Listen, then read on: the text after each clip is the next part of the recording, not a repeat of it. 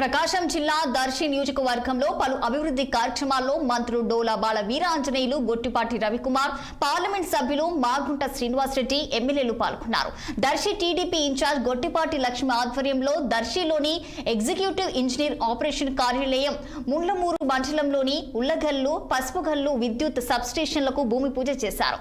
ఇక ఉల్లగల్లు గ్రామంలో ఏర్పాటు చేసిన ఎన్టీఆర్ విగ్రహాన్ని ఆవిష్కరించారు. అనంతరం ఏర్పాటు చేసిన బహిరంగ సభలో మంత్రులు గొట్టిపాటి రవికుమార్, డోలా బాల వీరాంజనేయ స్వామి, పార్లమెంట్ సభ్యులు మాగుంట శ్రీనివాసరెడ్డి పాల్గొన్నారు. చెప్తున్నాను, కష్టపడి అభివృద్ధి చేస్తున్నటువంటి తెలుగుదేశం ఈ రోజు మెజార్టీ స్థానం మనం గెలిచాం. ఒక 2 మిస్ అయ్యాం. గెలిచినటువంటి వాళ్ళు అసెంబ్లీ మొహాలు చూడకుండా ఏదో మాట్లాడుతున్నారు. రేపు కంటిన్యూస్ గా ప్రభుత్వం ఉండాల్సిన అవసరం ఉంది. ఎందుకంటే మీరు దర్శిలో మోటార్ డ్రైవింగ్ స్కూల్ ఇచ్చారు చంద్రబాబు నాయుడు గారు. కొద్దిగా పని మొదలు పెడితే ఆగిపోయింది. అదే 19 మనం వస్తే జిల్లా మొత్తం అక్కడికి వచ్చి డ్రైవింగ్ తీసుకున్నాడు.